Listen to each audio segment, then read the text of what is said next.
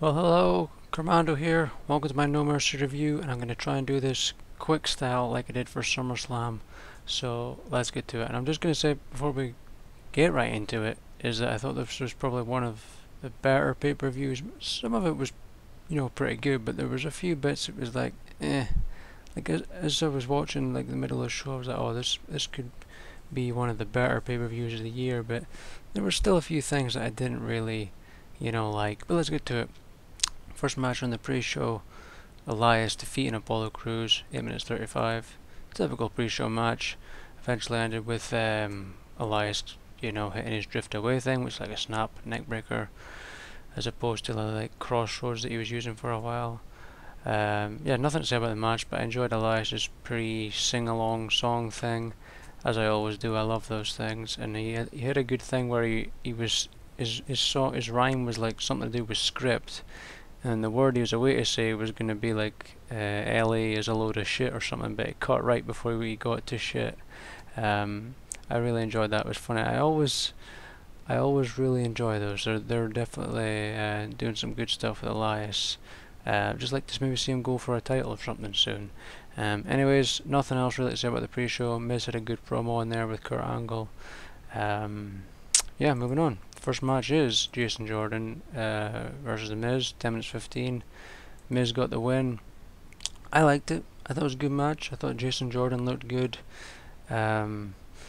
He unfortunately lost, though. I was a little bit disappointed. I may be in the minority, but I was disappointed. Bloody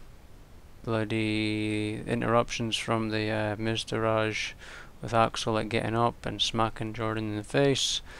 Miz up the skull crusher finale. I was like, no, I was a little bit disappointed there. Cause I was pulling for Jason Jordan, but yeah, Miz got the win, so it is what it is. I guess that's the reaction they're looking for. It's disappointment. He is a heel after all, so did a good job there. But I don't know what the future holds for Jason Jordan. He had a promo afterwards. I thought there was maybe going to be a heel turn or something, but he just said that Miz really does suck. So yeah, there's that. Moving on to the next match. Didn't like this match. Finn Balor versus Bray Wyatt. 11 minutes 35. Finn won. The highlight of this for me was Finn's new ring gear. This grey and white ring gear looked awesome, and it might actually lead to a t-shirt that isn't just basic and boring old black t-shirt that they always do. Yeah, that was about the highlight for me. Wyatt attacked him before the match. Looked like he was going to go away to the back for some reason. Then he came back after Wyatt taunted him and called him a coward. Eventually won with his coup de grace thing. Yeah, I don't have anything to say about it. Didn't like that match at all. Just wasn't interested, didn't care. Like I said, my predictions, Bray Wyatt's ruined. He'll never be a big star. They also had Asuka promos during the pre-show on this. She's going to debut on the TLC thing, which is in 4 weeks. And what's in between these 4 weeks? Hell in a Cell. So you've got 3 pay-per-views in 4 weeks. Oh, lovely. They're like, oh, you're getting a great deal, woohoo. No. Raw and SmackDown suffers because of this shit.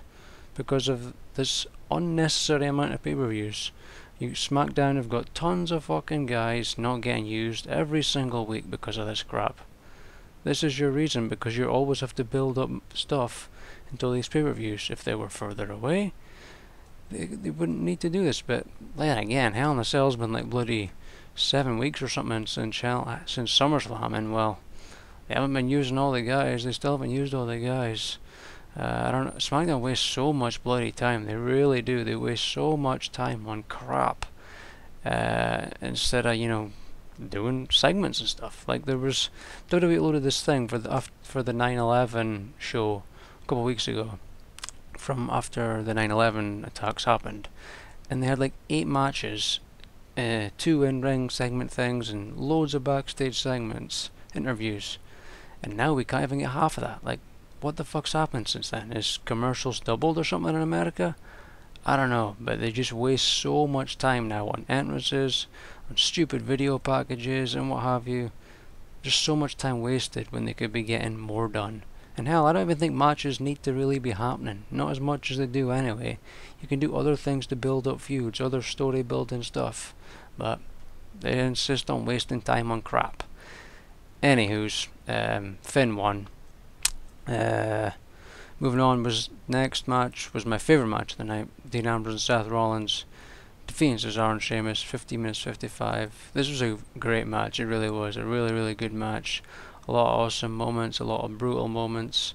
They went for that same spot last time where Rollins did like the Hurricane Rana thing into Sheamus and that, except this time Sheamus hit the white noise and Cesaro powerbombed Rollins on Ambrose, but Ambrose still kicked out. I was like, what the fuck?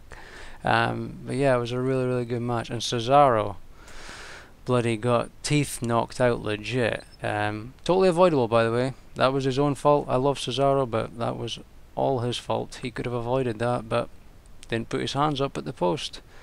Same when he takes DDTs and shit. He unnecessarily doesn't put his hands up, just hurting himself. Like, you can't put that blame on anyone but Cesaro. That was his own fault. Yeah, it was brutal and it was nasty, but it was his own fault. Yeah, it really was nasty, and it bloody took me by surprise when it happened. But yeah, awesome match. Eventually ends with Cesaro getting brogued, and then Rollins hits his knee into the Dirty Deeds, and then they won. Great match, loved it. Definitely far better than the SummerSlam match they had. Yeah, good match. Next was the Fatal 5-Way thing with the women. It lasted only 9 minutes 40, but it was really action-packed from start to finish. It was really good. I liked it as well. It was a good match. I liked the quadruple powerbomb thing, as they were calling it, to Nia Jax on the outside. And I liked the bloody double Samoan drop Nia did on Sasha and Bliss. That was cool. Emma has the worst theme song in WWE right now. It just isn't even a song. It's just shit. Like, they've added some other things into it, and I'm like, okay, but what was wrong with her Evil Emma thing? That was a great song. This just doesn't even feel like a song at all. It's just shit. Just utter shit. But yeah, as for the match, it was good.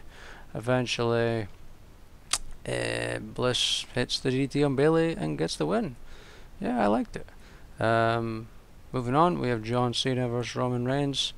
Now, I liked this match. I thought it was good. The only complaint was the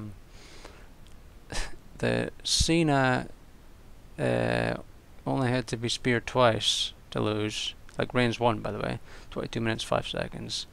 But Reigns kicked out of 4 AAs, including a Super AA, and the 2 AA things in a row that Cena does, which is just insane, by the way. The insane amount of strength for Cena to do that.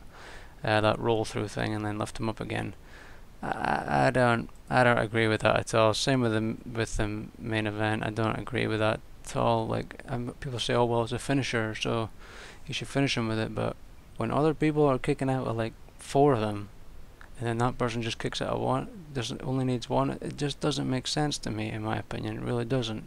But yeah, I really liked this match. It was good. The spear through the announce table was nasty as hell, because Reigns landed right on his head. That was just nasty. But yeah, it ended with, I think it was that 2 AAs, and then Cena can't believe it. Then he gets Superman punched and speared, and that was it. I don't agree with that thing, as I said. But then afterwards they were playing up like Cena, this is so he was gonna leave, and so that was him retiring. But that's not the case. He isn't retiring. He's just probably gonna wait to film this Avengers movie or whatever. He's got some movie related to the Avengers or something. I don't know. I don't follow that sort of stuff, so I don't really know what I'm talking about when it comes to that. But he's got some movie role, and I imagine it'll take up a lot of time. As he spoke about on the Raw Talk as well, that he'll never leave WWE or something, or he isn't leaving. He just might have to take a little break or something. So yeah, there was a thing also after this with Miz saying he wants an interview thing with Roman Reigns on Raw. Maybe Reigns will go after the Intercontinental title.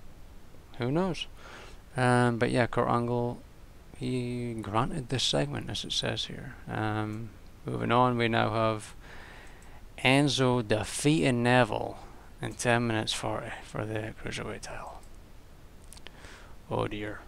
I did enjoy Enzo's promo before the match. It was good, and he was absolutely hilarious on Raw Talk. He was so good on that. He was just funny. King was laughing his ass off. So was I.